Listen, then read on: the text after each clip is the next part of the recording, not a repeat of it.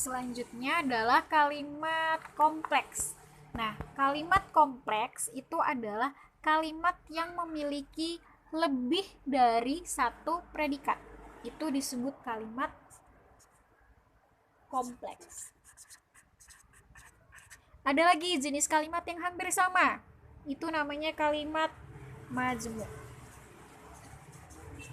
Jadi, kedua kalimat ini ciri-cirinya adalah memiliki lebih dari satu predikat. Buana singkat, lebih dari satu predikat. Bedanya, kalau kalimat kompleks, predikatnya harus tetap berupa kata kerja, sedangkan ini bebas, bisa kata kerja, kata sifat maupun kata nomina. Yang penting jumlah predikatnya lebih dari satu. Contoh kalimat kompleks.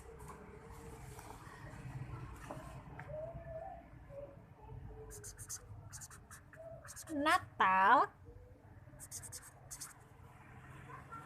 menangis dan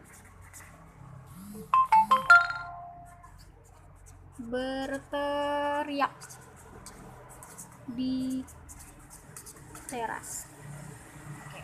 Natal menangis dan berteriak di teras. Contoh ya. Jadi di sini kalian harus mencari dulu. Mana nih kata kerjanya? Oh, ada kata kerja menangis. Satu. Ada lagi kata kerjanya? Berteriak. Berarti langsung kamu jadikan ini sebagai predikat. Kamu sudah ketemu dua predikat. Sekarang pertanyaannya adalah siapa yang menangis, siapa yang berteriak? Jawabannya adalah Natal. Natal ini merupakan jenis kata benda, orang, maka dia di sini menjadi subjek.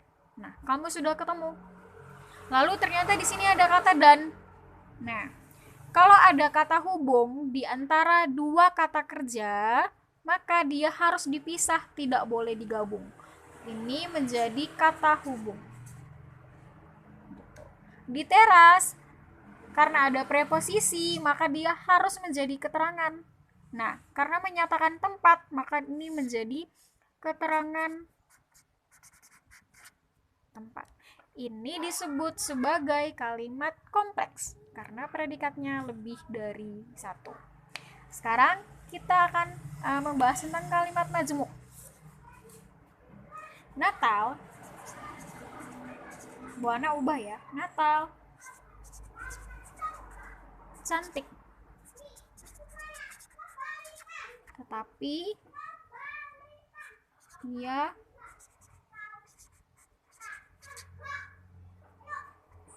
malas dan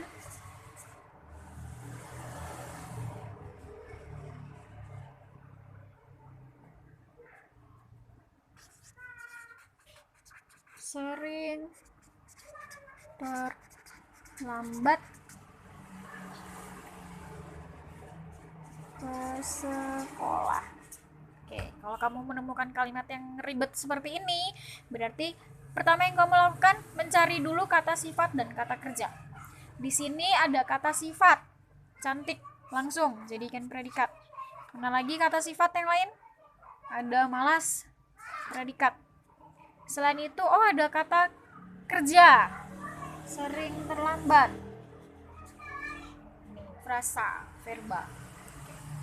Nah, di dalam kalimat bahasa Indonesia, sifat dan verba itu menjadi predikat, sehingga di sini kamu sudah ketemu 1, 2, 3. Berarti dia memiliki lebih dari satu predikat. Siapa yang cantik tapi malas dan sering terlambat ke sekolah? Itu jawabannya adalah Natal. Maka Natal menjadi subjek.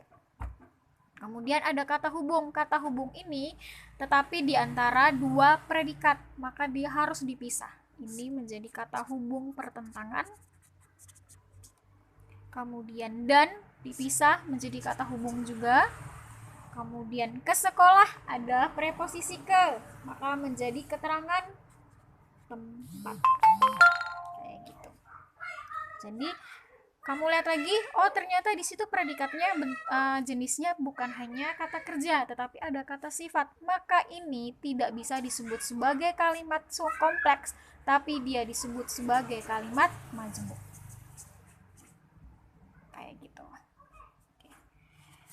Kemudian untuk menentukan fungsi kalimat nih, kalimat simpleks atau kalimat kompleks, kamu juga harus memahami tentang subjek, predikat, objek pelengkap, dan keterangan. Oke. Subjek, predikat, objek pelengkap, keterangan. Yang pertama, subjek. Subjek dia bentuknya harus berupa nomina. Nominanya bebas, bisa berupa orang, hewan, tumbuhan, bisa nomina turunan. Contoh, misalnya kekuasaannya telah berakhir. Oke. Nomina. Karena di sini adalah ada imbuhan ke-an, ke-nya, ada nya-nya juga, maka ini adalah nomina turunan. Kemudian kamu lihat kata berikutnya, ada kata telah berakhir. Ada kemudian ada bisa ditambah dengan kata telah, adverbial, berarti ini adalah jenis verba. Kekuasaannya ini menjadi subjek, ini menjadi predikat.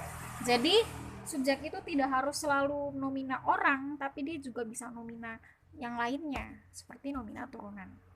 Itu. Kemudian ciri subjek, dia itu harus menjadi pelaku dan bisa menjawab pertanyaan apa atau siapa. Apa yang telah berakhir? Kekuasaannya. Maka ini jawabannya menjadi subjek. Atau misalnya Buana memberikan kalimat,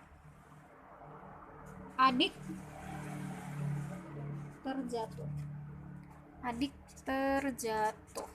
Oke. Kalimat adik terjatuh. Terjatuh karena kata dasarnya jatuh, maka ini menjadi kata kerja dan dia menjadi predikat. Siapa yang terjatuh? Jawabannya adalah adik. Maka dia menjadi subjek. Oke, Buana ulangi sekali lagi. Ciri subjek yang pertama, dia bisa berupa kata nomina, dasar maupun turunan. Kemudian subjek biasanya menjawab pertanyaan apa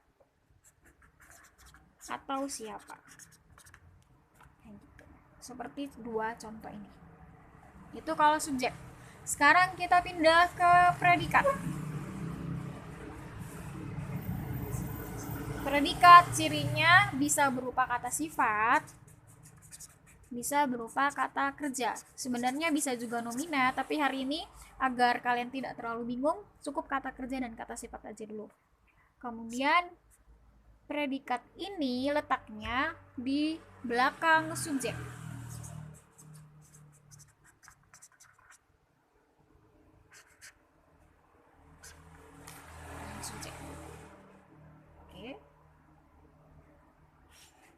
Contoh,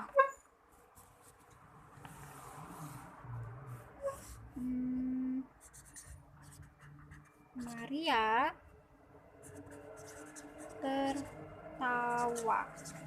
Oke, Maria tertawa. Tertawa ini karena merupakan jenis kata kerja, maka dia menjadi predikat dan Maria menjadi